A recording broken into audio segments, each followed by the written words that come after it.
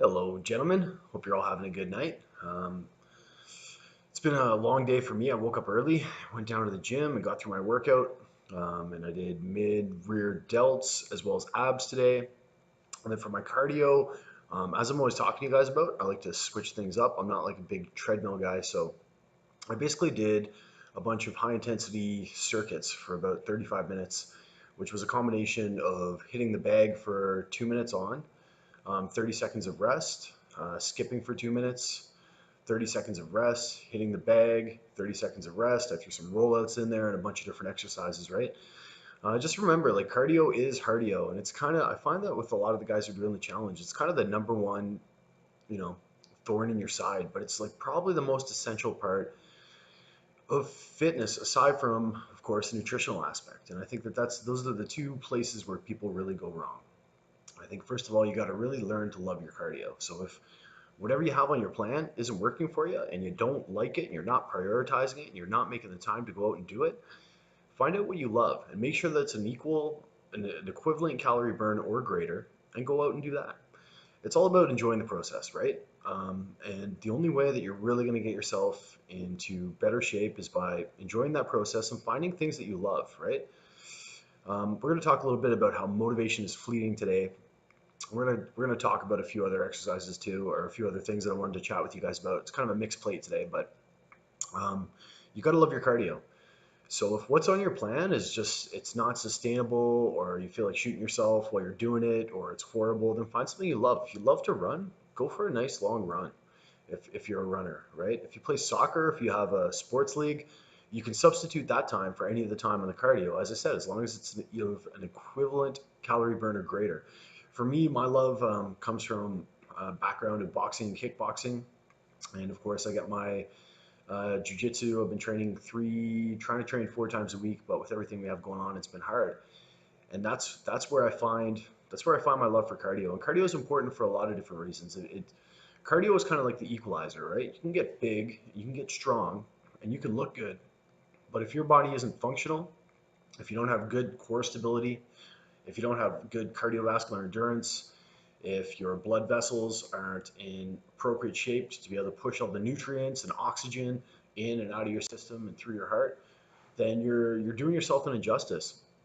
And there are a lot of guys. Don't get me wrong, you can look good without doing a lot of cardio. You definitely can. It involves some things that I don't think are super healthy, which we'll get into later on. But I guess what I'm trying to say is you got to do your cardio. It's number one for fat burning. Of course, working out destroys a lot of calories and it burns a lot of calories for up to 36 hours after. But your heart, man, your heart is everything. That's the little ticking time bomb in there. You got to keep that thing healthy. And in order to keep that thing healthy, you have to do cardiovascular exercise. It's really, really important. So make sure you're doing your cardio. Whatever you're doing for your cardio, make sure you love it. If you don't love what I've assigned to you there, and maybe you want to check with me, just send me a message and say, "Hey Matt, I hate this. What can I do? This is what I love to do," and we can work something out because everything is negotiable, right? So I don't know about you guys, but today I went down and I killed my workout. I'm sure you guys did too. I'm willing to bet. But today I went down and I killed my workout, and I'm pushing some heavier weights, right? As I say, it's all about focus, and it's all about intention, right? The intention that you're moving the weights with. If you're just going through the motions, it's not good enough. If you're throwing around heavy weights just for ego's sake, risking damage to your joints and your tendons and your back and your neck and your everything else, you're also doing it wrong, right? Medium weight, very, very slowly. That's kind of the recipe for the most muscle hypertrophy as far as I've found in my journey and in my studies. So keeping that in mind, I've been doing the same thing. I'm not out there pushing 4 plates aside for bench press, um, but I am out there, lifting some heavier weight that I'm used to in some shorter ranges that I'm used to, and I'm finding that it's working really, really well for my body. But I'm also finding that I'm really sore, and this is something I talk about in all the challenges. I'm sure some of you guys are starting to feel that, right? Just turned 35, so still a young pup, but I'm not getting any younger. And training in a different way with all the cardio, with the jujitsu, is starting to take a toll on me. So I wanted to talk a little bit today about a few things that can start to alleviate that. First and foremost, and it was interesting because it was a comment that somebody sent to me emailed to me the other day, You know what I mean? And it also reminds me of this one company that I know of, and it's called Live Sore. And that's kind of what this journey is all about. It's about learning to live sore. And the muscle soreness that you hate, you know, when you do that first leg workout after being off for a little while and you go back in and you can't walk straight for 2 days and you're pulling your ass all around. You're like, why am I doing this? But that muscle soreness that you initially hate is what you initially come to love because you recognize that as change happening in your body ultimately, right? If you're feeding yourself properly and you're working out properly, then that's basically your body rebuilding itself. So you start to come to appreciate that soreness. But at the same time, sometimes it can be literally a pain in the neck, right? If you're sore all the time. So a few ways that I suggest to kind of battle some of that soreness, and some of them are super basic. Like number one is make sure you're drinking enough adequate enough water, right? If you're not drinking enough water, you're not able to flush a lot of the toxins, lactic acid. Your body just doesn't function as well. So that's why I recommend you drink 4 to 6 liters of water a day. Right now, I'm drinking some water with a little bit of Bolero, which is something that our ambassador Stephanie sent to me, and it's kind of like it's like a 0 calorie additive for your drinks, but it just makes water go down a lot smoother. And I don't add it to all my drinks, but I do add it to some of my drinks. But drink enough water. That's number one. You want to reduce the amount of soreness that you're feeling. Make sure you're hydrated. Bottom line. So bottom line, number one, drink enough water. Man, that's good. Okay, moving on. Number two, in the suggested list of supplements that I got for you guys, I would hope a lot of you guys picked this up. Branched chain amino acids. So what are branched chain amino acids? Well, branched chain amino acids are to protein what protein is to muscles, right? So protein is composed of branched chain amino acids. And that's essentially what these are. Now, once again, I'm going to be honest with you guys. There's a lot of studies out there and some differing opinions about whether or not these are effective. I will tell you, in my personal opinion, that they are effective because I find that I get a little bit of a better pump. A lot of these have like stuff like citrulline malate. I get a little bit of a better pump, able to last longer. My energy levels are better throughout my workout, more consistent throughout my workout. Get some BCAAs. If you have BCAAs, I definitely recommend you taking them while you train. The other two windows of opportunity to take those would be prior to going to bed and first thing in the morning when you just wake up. So take BCAAs, really important. If you want to reduce muscle soreness and increase the overall efficiency of the rate at which you're building muscle, BCAAs, pretty cheap. Pick them up at Popeyes or wherever, whatever supplement store you go to. And as a minimum, I take one a day when I go to train, but usually first thing in the morning and then just before I go to bed. It's going to also help reduce muscle soreness. Another thing that I recommend you pick up, which is actually just another BCA, this is a combination thereof, and it's got some in there, I believe, or at least it should, is L-glutamine. And L-glutamine is the number one amino acid for recovery. And it's super cheap. It comes in just kind of this powdery form, and it's really basic. It's like 20, 30 bucks for something this size, and 5 milligrams of that a couple of times a day is also going to help you recover quicker and therefore feel less muscle soreness. Another product that I like to use a lot, which I always talk about, is Natural Calm, and that's a ionic magnesium citrate powder. So it's kind of like a tea that you drink at nighttime, and it's got some really it's basically a huge amount of magnesium, which is said to help with your digestive process and also relax your muscles. I find it really super effective. I enjoy the fact that it puts me out, but if you take too much of it, you're going to poop a lot. So be really sparing with how much you use it. I think a lot of people in the industry can get addicted to laxatives as a way of weight loss. And laxatives, when you really break down the science, aren't actually a way of weight loss. They're a way of harming yourself. But done in small doses every once in a while when you're really sore and you're trying to get to bed, Natural Calm is really good. I use that too. Another way, of course, is stretching, guys. And even though we have you guys doing dynamic stretches before you go into the gym, at nighttime, just before you go to bed, or even first thing in the morning, is an ideal time to do what are called static stretches, which are, of course, the stretches that we grew up with. A lot of those longer holds, arm in front, we're holding them for 20 seconds, you know, over the head, and just take the time and really stretch your body out, which gives you a little bit of what's called myofascial release, which is basically just releasing the muscles, just allowing the muscles to expand a little bit more, which actually speeds up recovery, and it speeds up. It just makes you more comfortable, man, and it helps heal, and it also helps you more flexible, become more flexible. So there's that as well. Foam rolling, you see those guys and they're rolling. Maybe sometimes they're rolling balls into themselves, or they're rolling some of those soft. They're kind of like soft little pool noodles, except they're thicker. Those as well provide a really, really good amount of myofascial release. And when you get a really, really tight knot, you'd be surprised by just putting a tennis ball behind you in your back and rolling it repeatedly across that knot against the wall, or using one of the rollers to actually roll out stress inside of your legs after a really, really hard workout is something that's really going to help you guys. So I'm going to post a link with some foam rolling, and I'm also going to try to dig up a link with some stretching, and I'll post those below in this video. But warm baths as well, or warm showers, are also another really good way to help relax the muscles. So, and of course, proper nutrition. Don't skip meals. Make sure you're hydrated, guys. These are some really, really basics, right? Hydration, in terms of fatigue, is a huge thing because, as I always talk about, our body is primarily composed of water. And when our brain is composed, I believe it's of 70 to 80% water. I have to dig it up again. That's a large composition of water, and it's if you run out of water, then your brain stops working efficiently, and that's just it's kind of common knowledge and basic science, right? You need,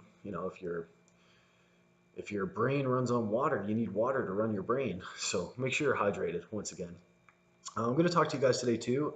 Everybody's always charged up in the first week and go, go, go, and everything's good, and everybody wants to absolutely get out there and kill it. And then they start feeling some of that DOMS, and DOMS is delayed onset muscle soreness. And that tends to happen when we either have a really, really heavy workout, or we do workouts that we're not used to doing. And up to 2 to 3 days later, all of a sudden after a leg day, you're dying, right? These are all things we encounter, and all of a sudden you're walking up the stairs and you feel it. But as I said, it's really one of those things that starts out as one of those like, oh man, why am I doing this? And then the more you kind of experience it, the more you start to enjoy it, the more you start to laugh at it. Leg day parking, it's a real thing. So just you really got to enjoy the process, and eventually when you're not sore, or if you're not sore, you should be asking yourself why. Are you going hard enough? As I say, you don't lift too much weight, but are you lifting enough weight? Is your tempo good? If you're not sore doing these workouts, then you need to re-examine a couple of things. And there's ways that I can help you out. It's not to say that you're a bad person, but if you want to troubleshoot that and say, Matt, I'm really not sore anymore, let me know, and we can troubleshoot a couple of things. I'll ask you a few questions, and we'll see if we can dig our way around there. I was talking in these challenges as well about motivation being fleeting, right? The first week is always super busy with check-ins. We're coming up to another week of check-ins here right away. And everybody's super excited and go, go, go, go, go. But even me, I've been working out nonstop since I was 15, and I did a stint in Muay Thai and kickboxing for quite a few years where I didn't necessarily hit a lot of weights, but I still exercised heavily. And I think like in your fitness journey, you're gonna fall in and out of love with fitness, starting on like a daily basis, and eventually on a weekly basis, and then on a monthly basis. And even right now, I still have periods where motivation just runs off. It's gone, and and it's important. It's all about growing and getting stronger, smarter. Training smarter, not necessarily harder, but pushing yourself, pushing your comfort zones, and finding those little moments where you're about to give up and you don't, and that's what really builds your character, not only in the gym but in life. But motivation is fleeting, and sometimes I have weeks where I'm just not into it, man. And I've got to keep myself motivated, and you guys have to keep yourself motivated too, because what you're doing is a really, really big undertaking. So I want to just give you some really basic, simple things that'll help you find your motivation when you lose it. Or things that might potentially help you find your motivation when you lose it. Number one, music. For anybody who doesn't work out with music, I don't understand, but I accept. Music for me is a huge motivator. And the type of music that I choose at the gym is typically the type of music that brings me back to a memory, whether it be in my youth or just a feeling that's associated with that, whether it was an event that passed.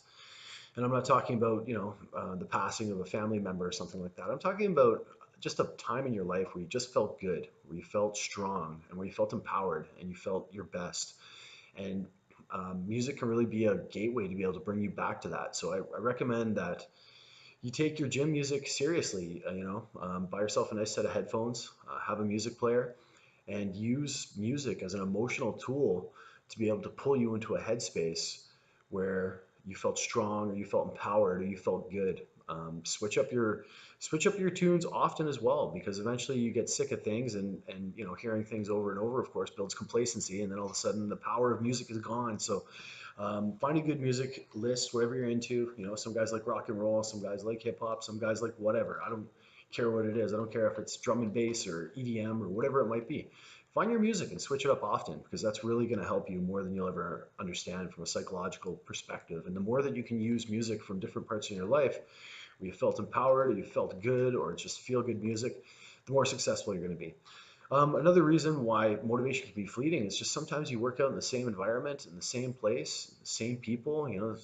Al comes over and you love Al, but Al sits there and talks your damn ear off sometimes. You're just like, Al, please just fuck off. I'm trying to get my workout done. And sometimes all it really takes is just a simple switch up in your environment. So, whether that's going to pay drop in at a new gym for a couple of days, or whether that's, going to work out somewhere new or working out outside or whatever it might be, changing up your environment is a huge motivator. So I recommend that every once in a while you give yourself a switch, even if it's one day a week. Find a gym that's close by that you don't normally go train at. Go out there, put in the headphones, familiarize yourself with the gym and go to it. I love to do that, and that's one way that you're going to keep yourself motivated. Another way you can keep yourself motivated, and this is, I'm going to talk about this with a little bit of a caution here. First of all, pre-workout stimulants, all those kind of things. As I mentioned earlier, some of them work, some of them don't, and it's really kind of up to you to do the research on what's tangible for you. And as I always say, the power of what's the word I'm looking for? The power of placebo is a powerful thing. And if you think it works for you, it probably does, whether it works for you or not, whether it's on the subconscious level. Our brains are really, really incredibly powerful things. And sometimes maybe if you're taking the same pre-workout, maybe it's time for a switch, or maybe it's time to come off the pre-workout and just focus on your body and the movements and the motions, right? I wouldn't say depend on stimulants by any stretch of the imagination. Stimulants, pre-workout, all those I'm not going to lie to you guys. I use it. It's garbage. It's absolute garbage. It's not good for you. Don't kid yourself. There's lots of artificial sweeteners in there. Lots of things in there that I can't pronounce that you probably shouldn't be putting in your body. But truth of the matter is that I do use them for energy. I'm sure a lot of you guys do too. I know a lot of you guys do too. Every once in a while, a little switch can go a long way. Just use them sparingly, and every once in a while, come off them altogether, because you can get, it's kind of up for debate whether adrenal fatigue is real. I believe that it is real, but I believe that it's probably over-diagnosed or over-self-diagnosed by people. But at the same time, take it easy on stims, but every once in a while, switching up your pre-workout or something that you take, or maybe a new flavor of BCAAs or whatever it might be, goes a long way. The 1 minute pre-game talk, and I still do this before I go to the gym. I just close my eyes, I put on my tunes, and I think about the intent of what I'm trying to accomplish. I think about the intent of what I'm trying to pull off.